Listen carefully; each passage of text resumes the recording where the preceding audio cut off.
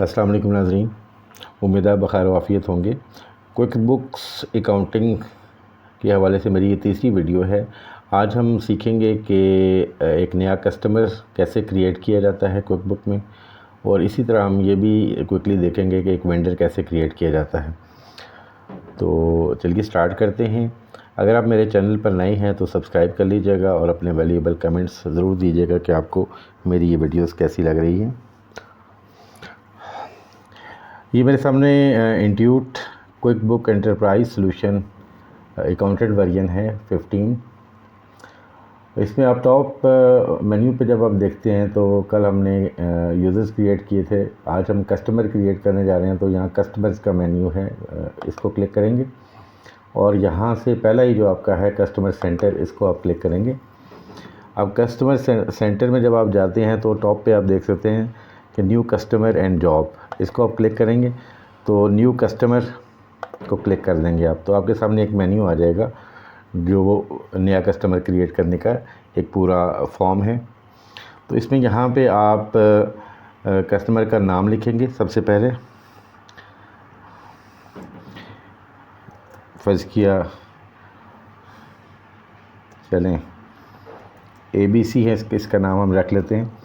इसका opening balance as of जो भी डेट आपने फ़र्ज़ किया, आपने कल कहा था कि हम 1 जुलाई से स्टार्ट करते हैं, तो 1 जुलाई को इसका ओपनिंग बैलेंस जो है वो यहाँ पे आप इसका एंटर करेंगे।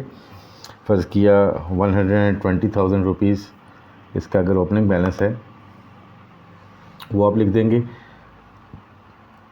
अब इसका आप ये देखें कि अगर कोई कंपनी है ये, तो आप कंपनी का यहाँ पूरा नाम लिख देंगे, अदरवाइज़ यही नाम काफ़ी है जो आपने ऊपर लिख दिया है। अगर ये डिफरेंट नेम्स हैं तो आप लिख सकते हैं। तो इसमें जो कॉन्टैक्ट पर्सन है उसका आप नाम यहाँ लिख सकते हैं। फ़र्स्ट नेम, मिडिल इनिशियल्स वगैरह हैं, तो ये आप मिस्टर, मिसेस या मैसेस ये आप इसको मेंशन कर सकते हैं। फिर उसका जॉब टाइटल, मतलब अगर वो वहाँ पे प्रोक्योरमेंट मैनेजर है या सेल्स का कोई बंदा है, जो भी है उसका आपने यहाँ टाइटल लिख देना है।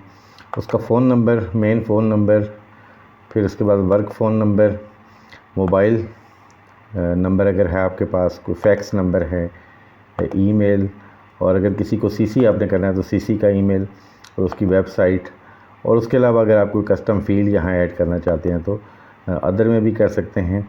और यहाँ पे एड्रेस डिटेल्स अगर आप कोई मेंशन करना चाहते हैं तो वो भी यहाँ मेंशन कर सकते हैं। तो इस तरह ये आपका ओके करेंगे तो आपका ये क्रिएट हो जाएगा एक कस्टमर। और अगर ये एक्टिवली आपके साथ बिज़नेस करना है तो इसको ओके कर दें, और अगर ये पास्ट क्लाइंट है या आज का भी इनएक्टिव है तो यहाँ पे आपको टिक करना पड़ेगा। नीचे लिखा हुआ है कस्टमर इज़ इनएक्टिव, तो वो इनएक्टिव होगा तो इसको आप टिक करेंगे। तो इस तरह फिर आप फाइंड आउट कर सकते हैं। आप एक कस्टमर जब क्रिएट कर लेंगे तो आप इनवॉइस क्रिएट करके उसके नाम की इनवॉइस आप बना सकते हैं। अगर कस्टमर क्रिएटेड नहीं है तो उसके नाम की इनवॉइस नहीं बन सकती। आप इनवॉइस जब क्रिएट कर रहे होते हैं तो वहाँ पे भी ऐड न्यू कस्टमर का ऑप्शन आता है, वहाँ से आप ऐड कर सकते हैं और यही वाला फॉर्म वहाँ पे खुल जाएगा। तो इस तरह आपने सक्सेसफुली एक कस्टमर क्रिएट कर लिया। देन आप वेंडर में जाएंगे तो एक वेंडर भी हम क्रिएट कर लेते हैं। यहाँ वेंडर सेंटर है, इसको आप क्लिक करेंगे। जैसे वहाँ कस्टमर सेंटर था, यहाँ वेंडर सेंटर है। तो वेंडर सेंटर में आप जाएंगे तो यहाँ पे न्यू वेंडर क्रिएट कर सकते हैं, और आप मल्टीपल वेंडर्स भी यहाँ क्रिएट कर सकते हैं। यानी वो आप से पूछेगा तो आप एक ही फॉर्म के ऊपर बहुत सारे वेंडर्स भी क्रिएट कर सकते हैं। फ़र्स्ट ऑफ़ ऑल हम देखते हैं कि न्यू वेंडर कैसे क्रिएट होता है। एग्जैक्टली ये सेम फॉर्म है जिसमें कस्टमर की बजाय अब यहाँ वेंडर नेम पूछ रहा है आपसे, ओपनिंग बैलेंस पूछ रहा है, किस डेट का ये बैलेंस है। तो ओबियसली जिस डेट को आपने अपना ये अकाउंटिंग सिस्टम यूज़ करना शुरू किया है वो यूजुअली जो first day of the financial year होता है ये। तो यही डिटेल्स, उसकी नेम, पर्सनल नेम, उसका cell number, phone number, email, fax, website वगैरह आप यहाँ मेंशन करके इसको भी क्रिएट कर सकते हैं। इसके साथ ही मैं एक और चीज़ आपको बताना भूल गया यहाँ पे एक पेमेंट सेटिंग्स हैं। पेमेंट सेटिंग्स में आप अकाउंट नंबर यहाँ मेंशन कर सकते हैं कि जिस अकाउंट नंबर में पेमेंट होनी है, और क्रेडिट लिमिट भी इसमें यहाँ मेंशन कर सकते हैं। अगर आप चाहते हैं कि एक सर्टेन लेवल से ऊपर इसका बैलेंस ना जाए, तो वहाँ जो अमाउंट आप मेंशन करेंगे उससे ऊपर जब जा रही होगी तो वो आपको अलर्ट देगा कि ये आपका क्रेडिट लिमिट एक्सीड हो गई है। फिर नीचे आ जाती है पेमेंट टर्म्स। अब पेमेंट टर्म्स क्या होती हैं कि कितने दिनों में ड्यू है, ये पेमेंट होनी है। तो यहाँ नीचे से आप देखें तो 60 days, net 60 days, net 30 days, net 15। तो ये 15 डेज़ में, 30 डेज़ में, 60 डेज़ में ड्यू ऑन रिसीट, रिसीट के ऊपर फौरी तौर पे जब आप रिसीट होनी है तो फौरी तौर पे होना ज़रूरी है, तो ये उस वक्त करें। कंसाइनमेंट बेसिस पे उसका होना ज़रूरी है। या 2% 10 नेट 30, ये है जी 2% 10 नेट 30। अगर 10 दिनों के अंदर पेमेंट कर दी तो 2% डिस्काउंट दिया जाएगा, और अदरवाइज़ अगर 30 डेज़ में पेमेंट है तो फिर कोई फुल पेमेंट करनी पड़ेगी। इसी तरह 1% 10 नेट 30, ये भी टर्म हो सकती है कि जी अगर 10 दिनों के अंदर पेमेंट होगी तो 1% डिस्काउंट दिया जाएगा, और पेमेंट जो होनी है वो विदिन 30 डेज़ होनी है फुल पेमेंट के ऊपर। इसी तरह आप अपनी पेमेंट टर्म्स भी डिफ़ाइन कर सकते हैं। इसी तरह चेक्स के ऊपर कौन सा नाम आना है, जो आप चेक बनाएंगे उसके ऊपर नाम क्या आएगा, तो यहाँ से वो एग्जैक्टली नाम पिक हो जाएगा और वो चेक पे आ जाएगा। नेक्स्ट फिर आपका आता है टैक्स सेटिंग्स। तो यहाँ पे उसका टैक्स आईडी जो NTN वगैरह है वो यहाँ पे आ जाएगा। देन फिर आ जाता है अकाउंट सेटिंग्स। अब अकाउंट सेटिंग का मतलब ये है कि इसकी जो परचेजेस इससे जो होंगी वो किस अकाउंट में जाएंगी। एक्सपेंस हेड में, वो परचेजेस में जाएंगी, वो कॉस्ट में जाएंगी, वो कहाँ जाएंगी। तो यहाँ पे ये सारे आप क्लिक करते हैं तो आपके एक्सपेंसेस के हेड आ जाते हैं। तो आपको जहाँ पे भी आती है आप एक दफ़ा उसकी सेटिंग कर लें। जनरली ये होता है कि आप उसको वन टाइम ग्लोबल सेटिंग जब कर लेते हैं तो फिर यहाँ पे ऑटोमेटिक वो आ रहा होता है। अगर किसी कस्टमर की आपने चेंज करनी है तो आप चेंज भी कर सकते हैं, ठीक है। देन ये बता रहा है कि accounts you select here show up automatically in the accounts field when you enter a bill for this vendor. Bill from the phone company would be assign to telephone, यानी अगर टेलीफोन कंपनी का bill है तो telephone expense में चला जाएगा, और अगर वो गैस का है तो गैस में चला जाएगा एक्सपेंस में, और वाटर का है तो वाटर में चला जाएगा। उसके अलावा परचेजेज है तो परचेज में चली जाएंगी, तो आप यहाँ पे वो मेंशन कर सकते हैं। उसके अलावा अगर इसके हवाले से कोई आपके पास आप अगर सेग्रीगेट करना चाहते हैं कि किस टाइप का वेंडर है ये, जैसे ये कंसल्टेंट है, एक वेंडर होता है जिससे आप कंसल्टेंसी सर्विसेज ले रहे होते हैं। फिर सर्विस प्रोवाइडर है, अगर सप्लायर है, सप्लाईज़, टैक्स एजेंसी, या इसमें आप ऐड कोई करना चाहें तो कर सकते हैं। इस तरह आपको ये अलग अलग कर सकते हैं। आप रिपोर्ट्स भी ले सकते हैं कि आपने कंसल्टेंट्स को कितनी पेमेंट की हैं इस पीरियड में, या डिफरेंट सर्विस प्रोवाइडर्स को क्या आपने सर्विस कितने अमाउंट की सर्विसेज आपने उनसे ली हैं।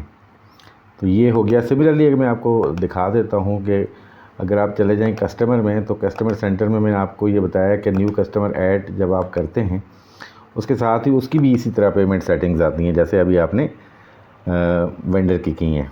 अब चूँकि यहाँ पे तो रिसीट होनी है, तो यहाँ पे भी किस अकाउंट में रिसीव हो रही हैं, और उसकी भी क्रेडिट लिमिट आप डिफ़ाइन कर सकते हैं। पेमेंट टर्म्स यहाँ पे वैसे ही हैं। प्राइस लेवल, अब यहाँ पे आप प्राइस लेवल भी सेट कर सकते हैं कि अगर आप डिफरेंट प्राइसेस चार्ज कर रहे हैं तो प्राइस लेवल्स आप यहाँ डिफ़ाइन कर देंगे। तो ये देखें यहाँ पे प्राइस लेवल आप यहीं पे क्लिक करके आप ऐड कर सकते हैं। आइटम ये वाला अगर होगा उसकी कॉस्ट, स्टैंडर्ड प्राइस कितनी होगी, कस्टम प्राइस कितनी होगी, वगैरह वगैरह। तो फिर वो इनवॉइस बनाते हुए आपको यहाँ से वो प्राइस पिक कर लेगा। Excuse me. उसके बाद डिलीवरी मेथड यहाँ से पूछता है कि प्रेफर्ड डिलीवरी मेथड क्या होगा इनवॉइस का, ईमेल से जाएगी या मेल से जाएगी, किस तरह जाएगी। और इसी तरह प्रेफर्ड पेमेंट मेथड, तो ये कैश है, चेक है, American express, master card, visa card वगैरह वगैरह जो पेमेंट टर्म प्रेफर्ड है वो यहाँ आ जाएगी। तो जब आप इनवॉइस बनाते हैं तो फिर ये सारी चीज़ें यहाँ से पिक हो जाती हैं। और अगर क्रेडिट कार्ड है तो क्रेडिट कार्ड की यहाँ इन्फॉर्मेशन आ जाएगी, उसका नंबर, एक्सपायरी डेट वगैरह आ जाएगा, और उसके कार्ड पे नाम क्या है, उसका एड्रेस क्या है, और उसका ज़िप या पोस्टल कोड क्या है। तो ये सारी चीज़ें यहाँ से आप सेट कर सकते हैं।